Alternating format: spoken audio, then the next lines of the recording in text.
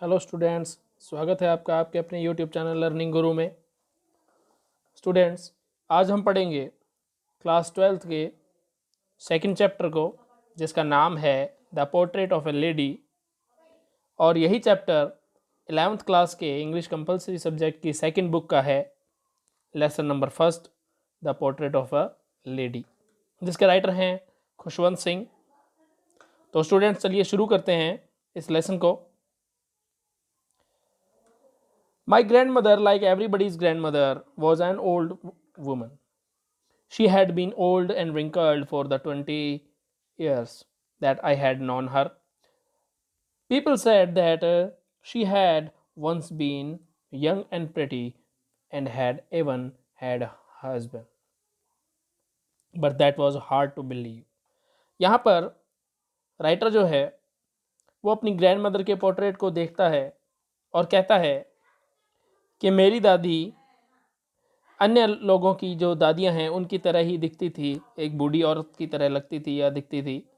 She had been old, और वे बूढ़ी और wrinkled face थी। उनका जो चेहरा था वो झुर्रीदार चेहरा था, लगभग 20 वर्षों से, जब से मैं उनको जानता था। पीपल सेड, लोग ये कहते हैं कि वो अपने समय में बहुत ही सुंदर और नवयुवती रही थी। And had even had husband, और उनका एक पति भी था। But that was hard to believe, यह मेरे लिए बिलीव करना बहुत मुश्किल था। My father's portrait hung above the mantel piece in the drawing room. मेरे ग्रैंडफादर का जो पोर्ट्रेट है वो ड्राइंग रूम में मेंटल पीस के ऊपर टंगा हुआ है, जिसको देखकर मुझे ऐसा नहीं लगता। He wore a big turban and loose fitting clothes. His long white beard covered the best part of his chest, and he looked at least 100 years old. वे लगभग 100 साल के करीब के लगते हैं, और उनकी जो दाढ़ी है वो उनके best part of his chest को कवर किए हुए है। He didn't look the sort of person who would have a wife or children. वे ऐसे नहीं लगते थे कि उनकी एक पत्नी और उनके कुछ बच्चे हों। He looked as, वो ऐसे दिखते थे, if, कि या यदि, he could only have lots and lots of grandchildren. वो ऐसा लगते थे कि वो नाती पोते वाले हों, मतलब वो बहुत ज़्यादा उम्र के दिखते थे। लेकिन अगर मैं इसे मेरे दादाजी को अपनी दादी से अगर मैं कंपेयर करूं तो मेरी दादी उस समय बहुत ज़्यादा सुंदर लगती थी। As for my grandmother being young and pretty, the thought was almost revolting. She often told us of the games she used to play as a child that seemed quite absurd and undignified on her part, and we treated it like the fables of the prophets she used to tell us. मेरी दादी मुझे बताया करती थी अपने बचपन में खेले हुए गेम्स के बारे में, वो मुझे बताती थी, लेकिन मैं इन चीज़ों को सच नहीं मानता था। मुझे ऐसा लगता है कि वो सिर्फ़ और सिर्फ भविष्यवाणियाँ कर रही हैं, या फिर वो सिर्फ जो है प्रॉफिट्स बता रही हैं हमें। She had always been short and fat and slightly bent. Her face was a crisscross of wrinkles running from everywhere to everywhere. No, we were certain she had always been as we had. वे हमेशा से ही छोटी, मोटी और bent, मतलब झुकी हुई सी थी। उनका जो चेहरा था, उनके चेहरे पर, पूरे चेहरे पर क्रिस क्रॉस ऑफ रिंकल्स, झुर्रीदार चेहरा था उनका, और उनके पूरे चेहरे पर बहुत सारी लकीरें थी। No, we were certain she had always been as we had known her. कोई भी नहीं ऐसा कह सकता कि, मतलब राइटर कहता है कि मैंने जब से उनको देखा था वो वैसी ही थी जैसी मैंने देखा है, आज देखा, और आज से 20 साल पहले भी मैंने उनको वैसा ही देखा था। ओल्ड, सो टेरेबली ओल्ड, इतनी बूढ़ी, बहुत ज़्यादा बूढ़ी, that she could not have grown older, और ऐसा लग रहा था कि वो इतनी बूढ़ी हो चुकी थी कि इससे ज़्यादा बूढ़ी और वो नहीं हो सकती। And had stayed at the same age for 20 year, और लगभग इस उम्र में वो लगभग 20 सालों से रह रही थी। She could never have been pretty, वो कभी भी सुंदर नहीं थी। But she is always beautiful, लेकिन वे हमेशा से ही सुंदर रही थी। She hobbled about the house in spotless white, with one hand resting on her waist to balance her stoop, and the other telling the beads of her rosary. Her silver locks were sectored untidily over her pale, puckered face, and her lips contently moved in inaudible prayers. Yes, she was beautiful. She was like an winter landscape in the mountain and expanse of pure white serenity, breathing, peace and contentment. यहाँ पर writer कहता है कि मेरी दादी, जिनका हमेशा एक जो हाथ था वो हमेशा अपनी कमर के कुबड़ को संभाले हुए होता था, और दूसरा हाथ में उनके पास एक रोजरी की माला होती थी, जो जिनके वो एक माला जपती रहती थी वो हमेशा, और उनके जो लिप्स थे वो हमेशा प्रार्थना में चलते रहते थे या हिलते रहते थे, और उनके जो सुनहरे बाल थे, सॉरी, उनके जो चमकीले बाल थे वो उनके पीले से चेहरे पर बिछे हुए थे, और ऐसा लगता था कि जिस तरह से पहाड़ों पर बर्फ जमी हुई होती है, एक तरह का ये एक सीनरी की तरह दिखता था. My grandmother and I were good friend. अब यहाँ पर राइटर अपने बचपन की बात बता रहा है कि जब वो बहुत ज़्यादा छोटा था तब वो अपनी दादी के साथ किस तरह से टाइम स्पेंड करता था.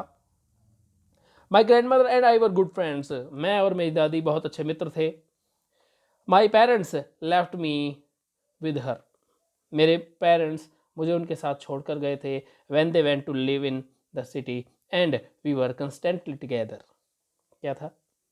मेरे पेरेंट्स मुझे उनके साथ छोड़कर शहर चले गए थे और तब से हम एक साथ रह रहे थे. She used to wake me up. वो हमेशा मुझे उठाती थी इन द मॉर्निंग, सुबह, and get me ready for school, और मुझे स्कूल के लिए तैयार करती थी.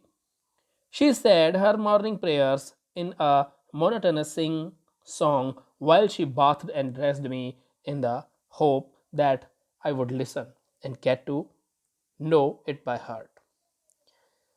वो सुबह की प्रेयर्स गाती रहती थी जब वो मुझे नहलाती थी, जब वो मुझे तैयार करती थी. वो अब उनके जो लिप्स हैं वो प्रेयर में हमेशा हिलते रहते थे, और इसी आशा में कि मैं उनको सुन रहा हूँ. आई लिसनड. मैं उनको सुनता था. But I love her voice. क्योंकि मैं उनकी आवाज़ को बहुत प्रेम करता था, मुझे बहुत अच्छी लगती थी उनकी आवाज़. But never bother to learn it. लेकिन कभी भी उसको सीखने का कोशिश मैंने नहीं किया. Then she would fetch my wooden slate, which she had already washed and plastered with yellow chalk, a tiny earthen pot and a red pen. Tie them all in a bundle and hand it to me. उसके बाद वो मुझे जो मेरी जो लकड़ी की जो स्लेट है, जिसे हम तख्ती कहते हैं, वो हमेशा से वो तैयार करके रखती थी. उनको उसको साफ़ करके उस पर प्लास्टर करके वो हमेशा उस पर उसे तैयार करके रखती थी. और एक इंक पॉट और एक रेड पेन जो मुझे वो एक बंडल में, एक थैले में डालकर मुझे देती थी, स्कूल के लिए मुझे तैयार करती थी. After a breakfast of thick style chapatis with a little butter and sugar spread on it. नाश्ते के बाद, नाश्ते के अंदर राइटर और राइटर की जो दादी हैं वो बासी चपातियाँ, जो रात की पकी हुई मोटी जो चपातियाँ खाते थे, उसके ऊपर मक्खन लगाकर और जिस पर शुगर को छिड़क कर उनको वो नाश्ते के रूप में उनका सेवन करते थे. She carried several stale chapatis with her for the village dogs. वो अपने साथ बहुत सारी रोटियां कुछ ले लेते थे गांव के कुत्तों के लिए. My grandmother always went to school with me. मेरी दादी हमेशा मेरे साथ स्कूल जाती थी. Because the school was attached to the temple. क्योंकि जो स्कूल और जो मंदिर था वो दोनों एक ही साथ बने हुए थे. The priest taught us. जो पंडित जो था उस मंदिर का, वो हमें सिखाता था alphabets and morning prayers. Alphabets और मॉर्निंग प्रेयर्स वो हमें सिखाता था. While the children sat in the row on either side of the veranda singing the alphabets or the prayers on a course. My grand mother said in side reading the scriptures. जब सभी बच्चे एक line में बैठकर अपने alphabets वगैरह को जब वो पढ़ते रहते थे, उस समय मेरी जो दादी हैं वो मंदिर में बैठकर ग्रंथ वगैरह पढ़ती थी। When we had both finished, जब ये हम दोनों इकट्ठे ही जब इनको हम कंप्लीट कर लेते थे, we would walk back together, और हम वापस आते थे। This time the village dogs would meet us, यही समय था जब गांव के कुत्ते हमसे मिलते थे। And the temple door, at the temple door, मंदिर के दरवाजे पर। दे फॉलोड अस, वे हमारा अनुसरण करते थे। टू अवर होम, हमारे घर तक। ग्रोवलिंग एंड फाइटिंग, गुर्राते हुए और लड़ाइयाँ करते थे हुए। Which with each other for the chapatis we threw to them, उन रोटियों के लिए जो हम उनके पास उनकी तरफ फेंकते थे। When my parents were comfortably settled in the city, जब मेरे पेरेंट्स कंफर्टेबल बहुत ही अच्छे से कंफर्टेबली सेटल हो गए शहर के अंदर, दे सेंट फॉर अस, उन्होंने हमें अपने पास बुला लिया। That was a turning point in our friendship, यह हमारी मित्रता के अंदर एक यहाँ बदलाव आया, या एक टर्निंग पॉइंट था ये हमारा। Although we share the same room, यद्यपि हम एक ही कमरे को शेयर करते थे एक दूसरे के साथ। My grandmother no longer came to school with me, अब मेरी दादी मेरे साथ कभी स्कूल नहीं आती थी। आई यूज टू गो, अब मैं जाता था to in an English school in motor bus, अब मैं एक मोटर बस पर इंग्लिश मीडियम स्कूल में जाता था जो कि मेरे घर से बहुत ज़्यादा दूरी पर थी। There were no dogs in the street, अब उन गलियों में कोई कुत्ते नहीं थे। She took to feeding sparrows in the courtyard of our city house, वे हमेशा फीडिंग करवाती थी स्पैरोज को हमारे घर के आंगन में। एज द ईयर्स रोल्ड, जैसे जैसे समय बीतता गया, we saw less of each other, हम एक दूसरे को बहुत कम ही देखते थे। फॉर सम टाइम, कुछ समय के लिए, she continue to walk me up, कुछ समय तक तो वे मुझे उठाती थी, and get me ready for school, और मुझे वो स्कूल के लिए तैयार करती थी। व्हेन आई केम बैक, जब मैं वापस आता था, she would ask me what the teacher had taught me, और वो हमेशा मुझसे, जब भी मैं स्कूल से घर आता था तो वो हमेशा मुझसे ये पूछती थी कि तुम्हारे टीचर ने आज तुम्हें क्या पढ़ाया। आई वुड टेल हर, मैं उन्हें बताता था। इंग्लिश वर्ड्स, अंग्रेजी शब्दों को उनको मैं बताता था। एंड लिटिल थिंग्स, और भी बहुत सारी ऐसी चीज़ें, ऑफ वेस्टर्न साइंस, पाश्चात्य विज्ञान के बारे में।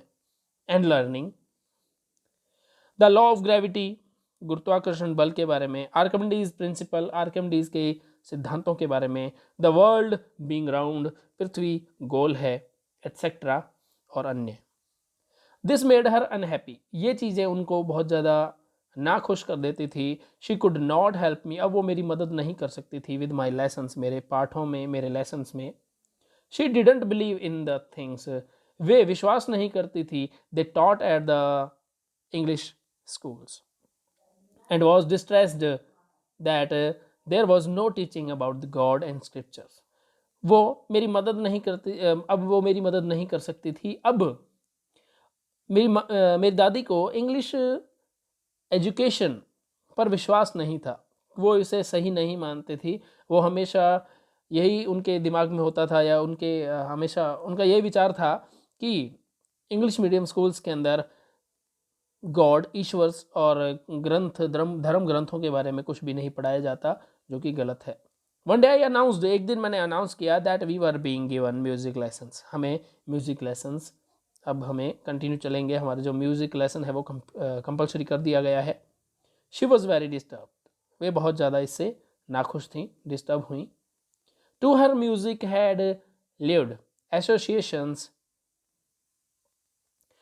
it was the monopoly of harlots and beggars and not meant for gentle folk, मेरी दादी के हिसाब से जो म्यूज़िक था वो वेश्या और भिखारी उनके लिए होते हैं, जो म्यूज़िक जो होता है वो इनके लिए होता है, जो कि एक अच्छे लोगों के लिए या सामान्य लोगों के लिए नहीं है।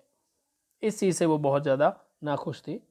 शी सैड नथिंग, उन्होंने कुछ नहीं कहा, but her silence meant disapproval, लेकिन उनकी चुप्पी ने उनके डिसअप्रूवल को जता दिया। शी रेयरली, वो बहुत ही मुश्किल से, टॉक्ड टू मी, अब मुश्किल से ही वो मुझसे बात करती थी। After that when I went up to university, जब मैं यूनिवर्सिटी में जाने लगा, I was given a room, अब मुझे मेरा खुद का एक रूम मिल गया, ऑफ माई अवन, अब मेरा खुद का रूम मिल गया मुझे। The common link of friendship was snapped, अब एक छोटा सा जो एक कॉमन लिंक था हमारी मित्रता में, वो भी हमसे, वो भी कम हो गया या छीन लिया गया। My grand mother accepted her solutions with resignation, मेरी दादी ने इसे एक्सेप्ट किया। She rarely left her spinning wheel, अब वो मुश्किल से ही अपने स्पिनिंग व्हील, अपने चरखे को छोड़ती थी। टू टॉक टू एनीवन, किसी से बात करने के लिए। फ्रॉम सनराइज, सूरज उगने से, टू सनसेट, सूरज छुपने तक। She sat by her wheel spinning and reciting prayers, वो हमेशा अपने चरखे पर काम करती रहती थी और प्रेयर्स गाती रहती थी या प्रेयर्स बोलती रहती थी। Only in the afternoon she relaxed for a while, और लगभग दोपहर को वो कुछ देर के लिए रिलैक्स करती थी। A while to feed the sparrows, sparrows को, चिड़ियाओं को भोजन देने के लिए। While she sat in a veranda breaking the breads into little bits, जब वो बरामदे में बैठती थी और ब्रेड्स के छोटे छोटे टुकड़े कर देते थे।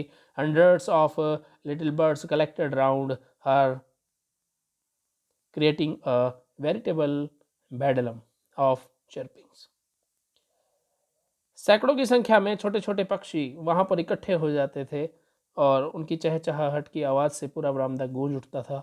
सम came and perched on her leg, कुछ पक्षी उड़कर उनके टांग पर आ जाते थे। अदर्स ऑन हर शोल्डर, कुछ उनके कंधे पर चढ़ जाते थे। Some even sat on her head, कई बार कुछ पक्षी उनके सिर पर भी बैठ जाते थे। शी स्माइल्ड, वो हमेशा मुस्कुराती थी। But not should them away, लेकिन उनको वो कभी भगाती नहीं थी, शू नहीं करती थी। It used to be the happiest half hour for of the day for her, ये आधा घंटा उनके लिए बहुत ही अच्छा था।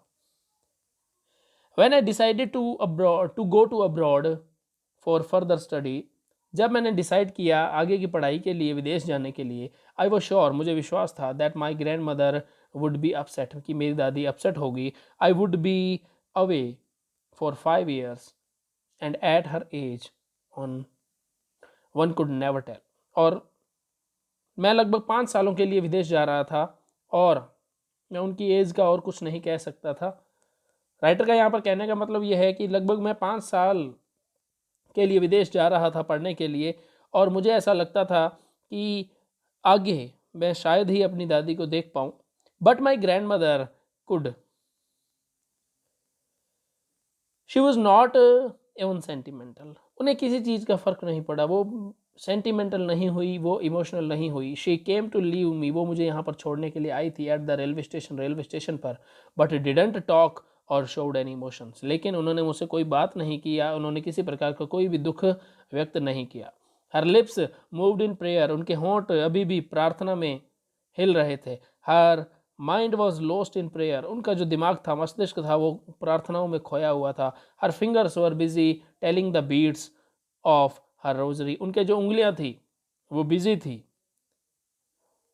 माला के जो बीट्स होते हैं उनको मतलब कह सकते हो आप गिनने में, या जो वो प्रेयर कर रही थी।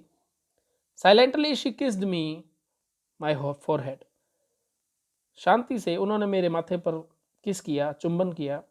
एंड व्हेन आई लेफ्ट, और जब मैं वहाँ से गया, I cherished the moisture imprint as perhaps the last sign of physical contact between us, मैंने महसूस किया मेरे माथे पर उस नमी को, और मुझे ऐसा लगा कि ये हमारा अंतिम फिजिकल कंटेक्ट है, मेरा और मेरी दादी का।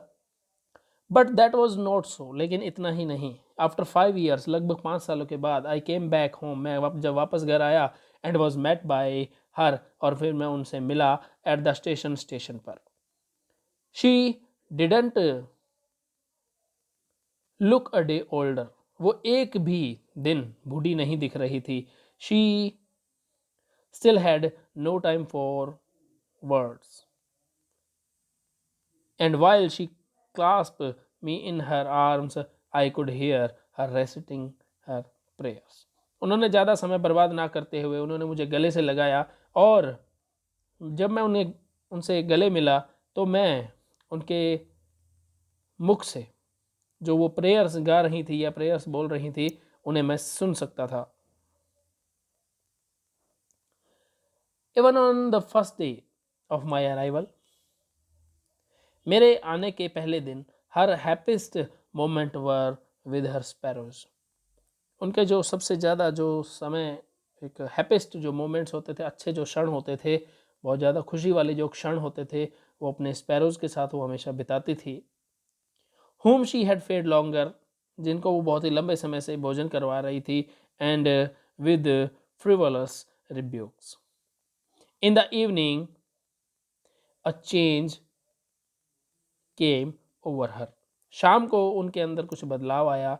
She did not pray, उन्होंने प्रार्थना नहीं की. She collected the women of the neighborhood, got an old drum and started to sing. For several hours she thumped the sagging skin of the dilapidated drum and sang of the homecoming warriors. आज शाम को एक आश्चर्य वाली बात हुई. आज उन्होंने प्रार्थना नहीं की. उन्होंने आज पड़ोसियों की औरतों को इकट्ठा किया और घर पे पड़े एक पुराने से ढोलक को उठाया और वो बजाने लगी और होम कमिंग वॉरियर्स के भजन वगैरह गाने लगी, वीरता के गीत गाने लगी. We had to pursue her to stop to avoid overturning. हमने उन्हें ये सब करने के लिए मना किया. That was the first time since I had known her that she didn't pray. आज मैंने पहली बार उनको देखा था कि आज वो प्रेयर नहीं कर रही थी. The next morning she was taken ill. अगली सुबह वे बीमार हो गई. It was a mild fever. ये एक बुखार था. And the doctor told us that it would go. और डॉक्टर ने कहा कि उनको हल्का सा बुखार है, वो जल्दी ही ठीक हो जाएंगी. But my grand mother thought differently. लेकिन मेरी दादी जो है उनके जो विचार थे वो बिल्कुल अलग थे. शी टोल्ड अस, उन्होंने हमें कहा that her and was near, कि अब उनका अंत आ चुका है. She said that since only a few hours before the close of the last chapter of her life. उन्होंने हमें बताया कि अब चंद ही घंटे बचे हैं उनके जीवन लीला को समाप्त होने में. She had omitted to pray. She was not going to waste any more time. Talk to us. वे फिर से प्रार्थना करने लगी. वे अपने इस समय को बिल्कुल भी बर्बाद नहीं करना चाहती थी हमसे बात करते हुए. वी प्रोटेस्टेड, हमने विरोध किया. But she ignored our protest, लेकिन उन्होंने हमारे विरोध को इग्नोर कर लिया. She lay peacefully in the bed praying and telling her beads. वो शांति से अपने पलंग पर लेटी हुई थी और प्रार्थनाएं कर रही थी और अपने बीट्स, मतलब जो अपने हाथ में जो उनकी जो माला थी रोजरी की, वो घुमा रही थी. When before we could suspect her lips, इससे पहले कि हम कुछ समझ पाते, her lips stopped, उनके होंठ रुक गए, moving, हिलने से रुक गए, जो हिल रहे थे. And the rosary fell from her lifeless finger, और जो रोजरी की जो माला थी वो उनके हाथों से गिर गई. A peaceful pallor spread on her face, और उनके चेहरे पर एक शांति सी छा गई. We knew, हम समझ गए या हम जान गए, that she was dead, कि वो मर चुकी है. We lifted her off to the bed and as is customary laid her on the ground and covered her with a red shroud. After a few hours of mourning, we left her alone to make arrangements for her funeral. हमने उन्हें bed से उतारा और उनको ground पर लेटा दिया और लाल कलर के कफन को उनके ऊपर कवर कर दिया. और उसके बाद हम उनके संस्कार की आगे की तैयारियां करने लगे. इन द इवनिंग, शाम को, we went to her room, हम उनके कमरे में गए. With a crude stretcher to take her to be cremated. उसके बाद हम उनके कमरे में गए जिसे हम जो बांस की लकड़ी की जो बनाई जाती है, जिसे हम काई कहते हैं। तो राइटर का कहने का मतलब है कि हम उनकी डेड बॉडी को काई पर रखने के लिए, मतलब हम जब उस कमरे में गए, द सन वॉज सेटिंग, सूरज छुपने वाला था, and had lit her room and veranda with a blaze of golden light. और उनका कमरा और जो वरांदा था उसमें सुनहरी कलर की रोशनी पड़ रही थी। We stopped halfway in the courtyard, हम आंगन में अभी आधे ही थे। All over the veranda and in her room right up to where she lay dead and stiff, wrapped in the red shroud. Thousands of sparrows sat sectored on the floor. अभी हम वरामदे में ही थे, अचानक हमने देखा कि हजारों की संख्या में बहुत सारी चिड़ियाएं, हजारों की संख्या में जो चिड़ियाएं हैं वहां पर इकट्ठी हो गई, फर्श पर इकट्ठी हो गई। दे वॉज नो चिरपिंग, वे चिरपिंग नहीं कर रही थी, चहचहा नहीं रही थी। वी फेल्ट सॉरी, हमें इस चीज़ का बहुत खेद हुआ। For the birds and my mother fetched some breads for them, मेरी माँ उनके लिए कुछ ब्रेड लेकर आई। She broke it into little crumbs, उन्होंने उसे छोटे छोटे टुकड़ों में काट तोड़ा। The way my grandmother use to, जिस तरह से मेरी दादी ब्रेड्स के टुकड़ों को तोड़ती थी। And threw it to them, और उनकी तरफ फेंक दिया। The sparrows took no notice of the breads, sparrows ने किसी एक भी स्पैरो ने नोटिस नहीं किया, ब्रेड्स की तरफ ध्यान भी नहीं दिया। When we carried my grandmother's corpse off, जब हमने अपनी दादी की अर्थी को उठाया। दे फ्लू अवे क्वाइटली, वे शांति से उड़ गई। Next morning the sweeper swept the bread crumbs into the dustbin, और अगली सुबह स्वीपर आया और उसने सारी जो भी ब्रेड के जो टुकड़े थे उनको इकट्ठा करके डस्टबिन में डाल दिया।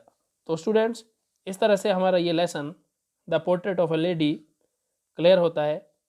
इसके बाद इसके कुछ क्वेश्चंस हैं जिनको आपको अपनी फेयर नोटबुक में करना होगा। तो स्टूडेंट्स, इस तरह से हमारा ये लेसन कंप्लीट होता है। अगर वीडियो अच्छी लगे तो लाइक, शेयर और सब्सक्राइब कीजिएगा। Thank you.